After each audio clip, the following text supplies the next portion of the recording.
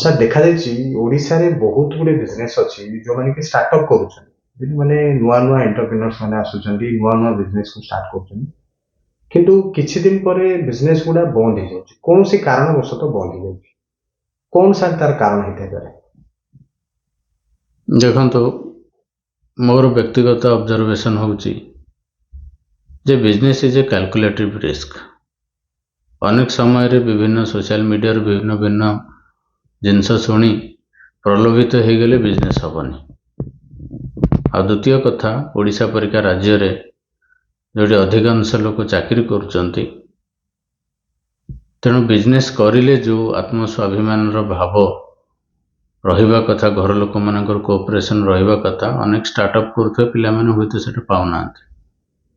ଦ୍ୱିତୀୟ କଥା ହେଲା, କୌଣସି କାମ ଇଣ୍ଟେନ୍ସଲି କରିବାକୁ ହେଲେ ପ୍ରପର୍ ଶିଖିବା ଦରକାର। ମୁଁ ଭାବିଲି କିଛି ପଇସା ଲଗେଇଲେ ବିଜନେସ୍ ହେଇଯିବନି।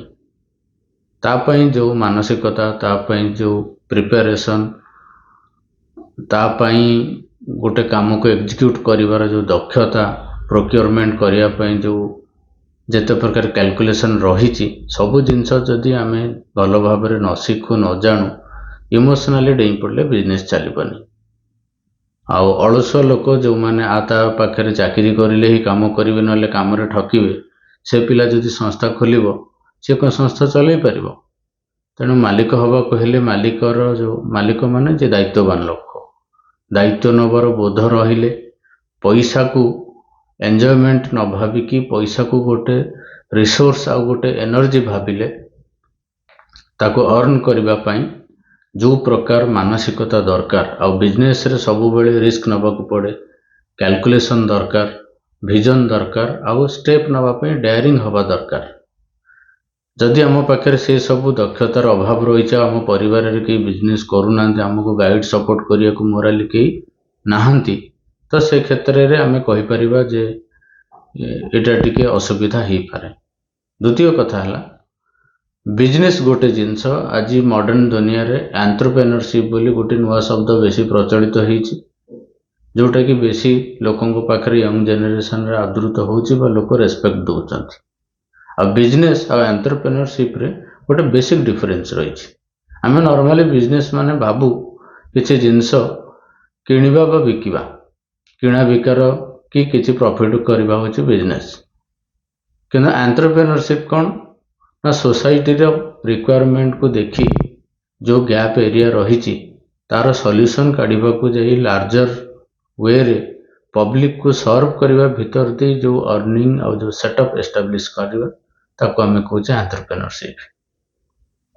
ତେଣୁ ଦେଖାଯାଏ ଯେ ଯେପର୍ଯ୍ୟନ୍ତ ଗୋଟେ ଲୋକ ନିଜେ ସବୁ କରୁଛି, ନିଜେ ମ୍ୟାନେଜ୍ କରୁଛି, ହୁଏତ କରିପକାଉଛି, କିନ୍ତୁ ଯେତେବେଳେ ଷ୍ଟାଫ୍ ଆସୁଛନ୍ତି, ଆମର ଓଡ଼ିଶାର ଗୋଟେ କଲଚର ଯେ ଆମ ଲୋକମାନେ କାମ ପ୍ରତି ଏତେ ସଚେତନ ନୁହନ୍ତି। ମାସ ଶେଷରେ ଦରମା ଦରକାର, କିନ୍ତୁ କାମ ଠିକ୍ସେ କରିବେନି, ନ ଜଗିଲେ କାମରେ ଠକିବେ, ବିଭିନ୍ନ ପ୍ରକାର ବାହାନା ଦେଖେଇବେ, ସ୍କିଲ୍ଡ ବି ହେବେନି, ସମୟକୁ ସମୟ ନିଜକୁ ଅପଗ୍ରେଡ୍ ବି କରିବାକୁ ଅବହେଳା, ଅଳସୁଆମୀ ରହିଛି।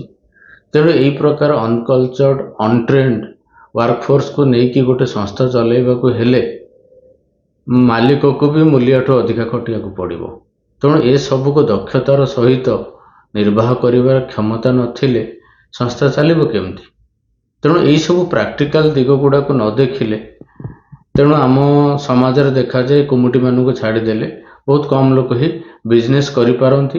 ଆଉ ଗୋଟେ ସାଇକୋଲୋଜିକାଲ ଫିୟର ରହିଛି ଯେ ବିଜନେସମ୍ୟାନକୁ ଝିଅ ମିଳିବେନି, ବାହା ହେଲା ବେଳକୁ ଅସୁବିଧା ହେବ।